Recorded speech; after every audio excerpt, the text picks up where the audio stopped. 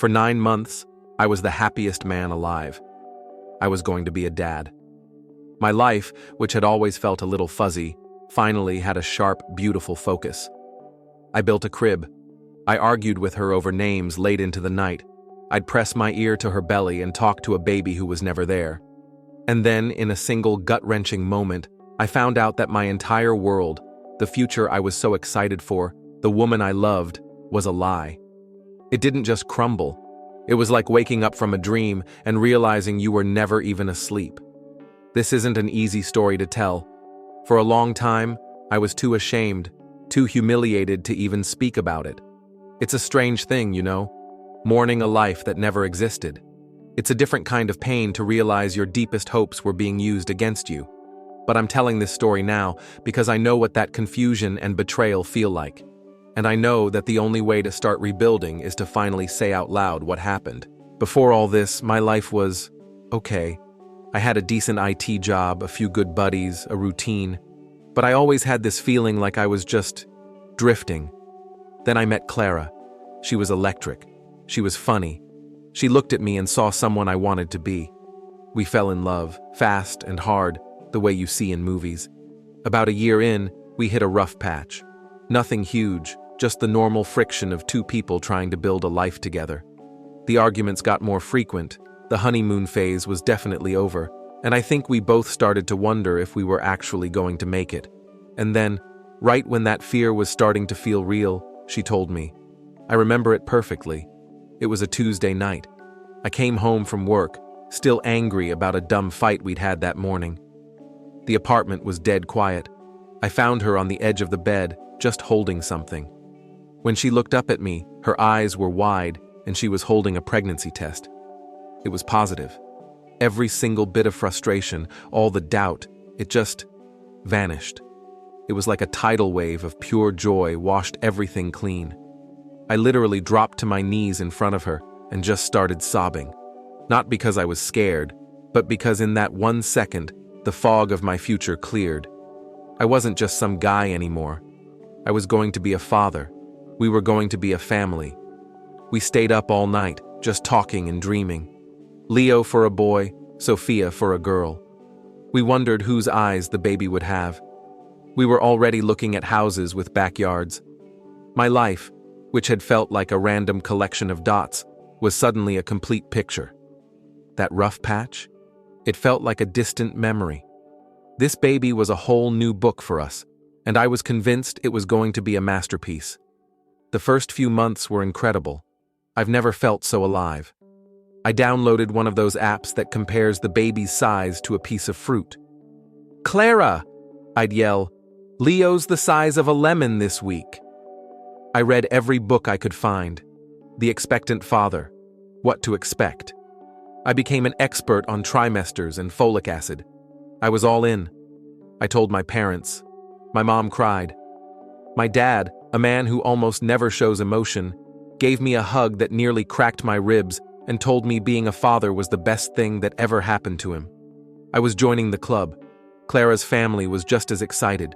We were the perfect couple, about to have the first grandchild. The love we got from everyone felt so good, like a warm blanket. But then, little things started to feel off. They were so small you couldn't even call them red flags. They were more like pale pink whispers, things that are easy to explain away when you want to believe something so badly. First, it was the morning sickness, or the lack of it. Clara would complain about being nauseous, and then spend a long time in the bathroom making these quiet, dramatic gagging sounds. But when she'd come out, she'd look totally fine. When I'd try to bring her crackers or ginger ale, she'd just wave me off. "I'm fine, it's past." I just figured she was lucky, or a private person. I wanted to believe it, so I did. Then there were the doctor's appointments. I was so excited for the first ultrasound, I cleared my whole day. But that morning she came out and said, "Hey, you don't have to come. The clinic has a policy, only the patient for the first one. It's just boring paperwork anyway." My stomach dropped. "Are you sure?" "I really want to be there. Honestly, it's a waste of your time.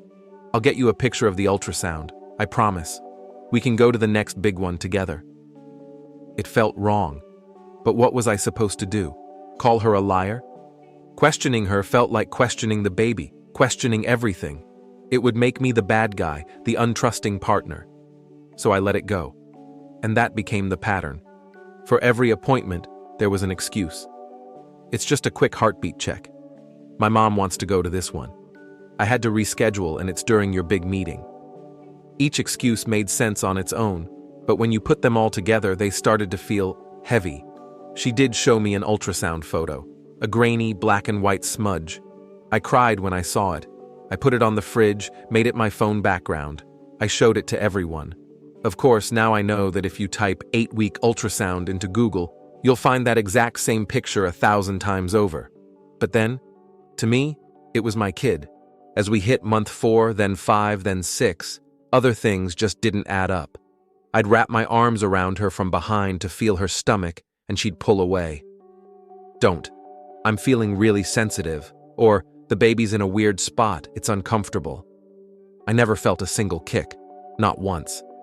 When I'd ask about it, she'd say, "Oh, you just missed it. He was going crazy a minute ago." Or she'd have some technical-sounding reason ready. "The placenta is in the front. The doctor said it makes it harder to feel." She had a plausible answer for everything, and it made me feel like I was the crazy one. Meanwhile, I was building the nursery. I painted the walls mint green. I put the crib together with my own hands, my knuckles raw and my heart full. And she would just stand in the doorway and smile. A distant smile. She barely ever came in the room. "The paint fumes give me a headache," she'd say. I was building a world for us, but it felt like I was the only one living in it. Friends would ask, "Is she showing yet?" At 6 months, Clara was still wearing her normal clothes, just hidden under baggy sweaters. "I'm just one of those people who carry small," she'd say with a shrug. My friends would nod, but sometimes I'd see a flicker of confusion in their eyes. In those moments I'd get angry. Not at them, at myself for even having a sliver of doubt. How could I not trust the mother of my child? I was so invested in the dream, so desperate for it to be real, that I pushed down every single question, every alarm bell going off in my head. I chose to believe her, because the alternative was just unthinkable. Month 7 is when it all started to fall apart. Not slowly, but in big, unignorable cracks. Clara's privacy went into overdrive. Her phone was glued to her hand. She started taking these long, aimless walks by herself and would get defensive if I offered to come. It was like living with a ghost. The real turning point was at a barbecue at my friend Mark's house. He and his wife Sarah had just had a baby. Sarah, being a new mom, was so excited for Clara. We were all sitting outside, and Sarah turned to Clara, her face full of genuine excitement. "So, have you felt him drop yet? And the Braxton Hicks contractions are wild, right?" I glanced at Clara. She just froze. A total deer in the headlights look. The questions were too real, too specific. She opened her mouth, but nothing came out. A flash of pure panic crossed her face before she forced a laugh. "Oh, you know, a little of everything," she mumbled, fanning herself. "Wow, it's hot out here. I think I need some water." She practically ran inside. Sarah looked at me, not with suspicion, but with total confusion. The unspoken question hung in the air between us. On the drive home, the silence was so thick you could feel it. "Sarah's nice," I tried. "She asks too many questions," Clara snapped back. "She's just being friendly. She's excited for us."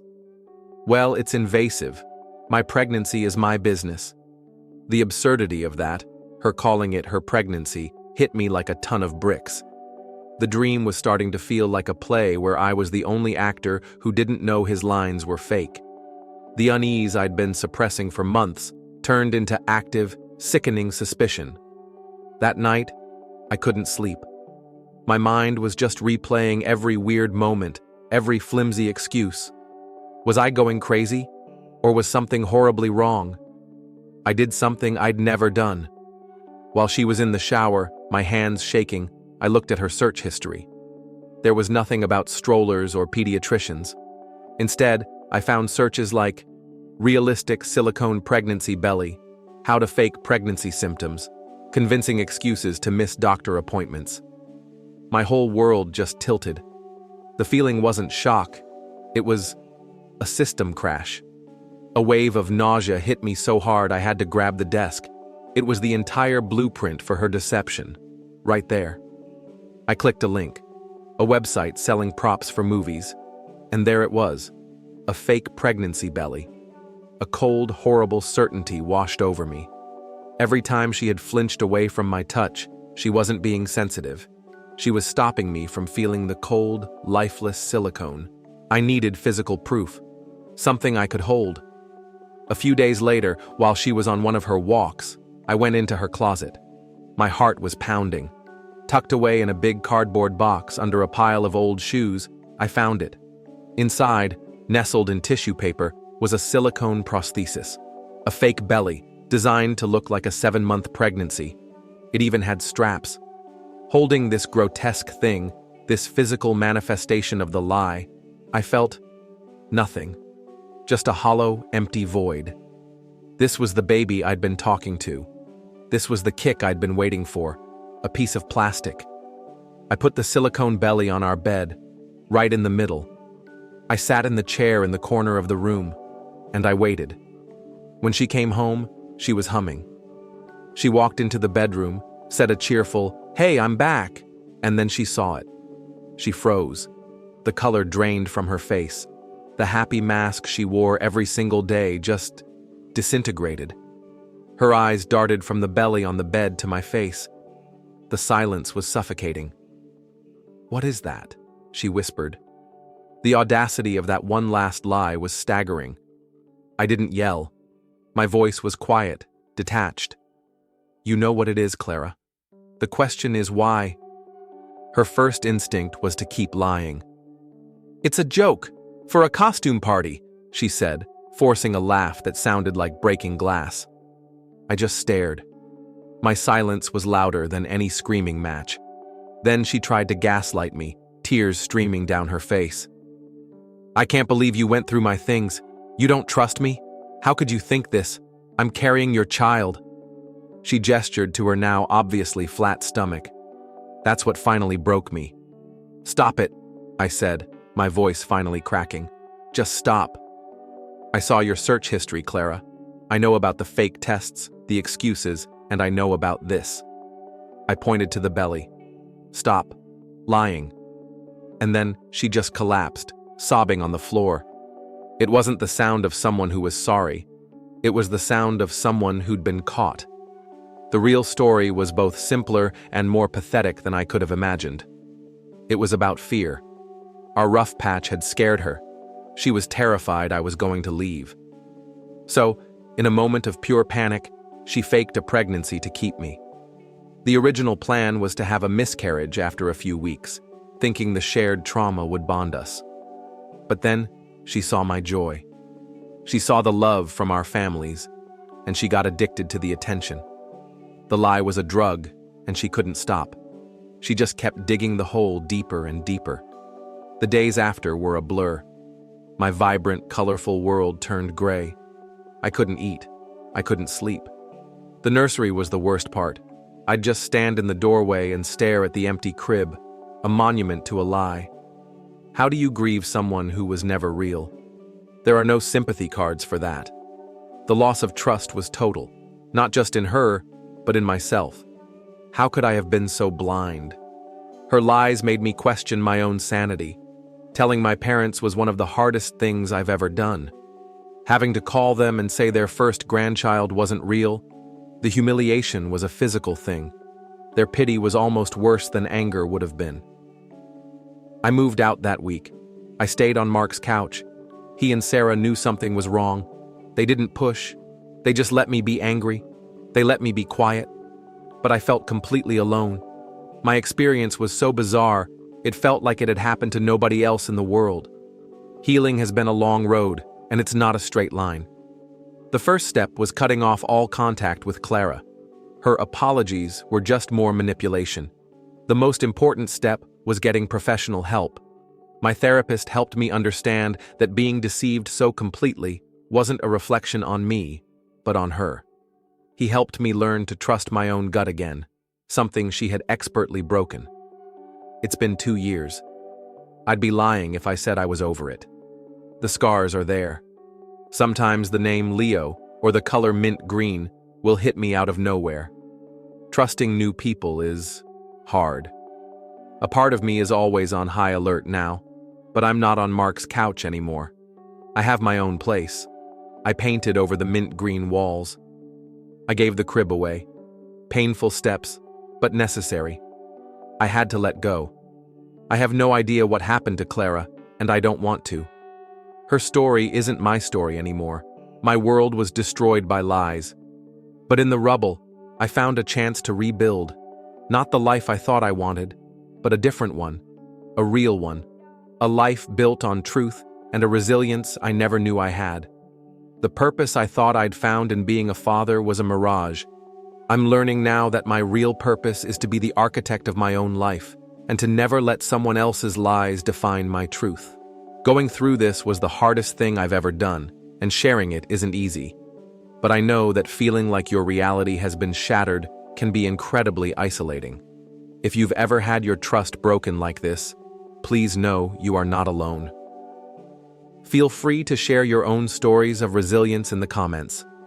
Sometimes, just knowing someone else out there gets it can make all the difference. If this story meant something to you, please consider liking and subscribing. Thank you for listening.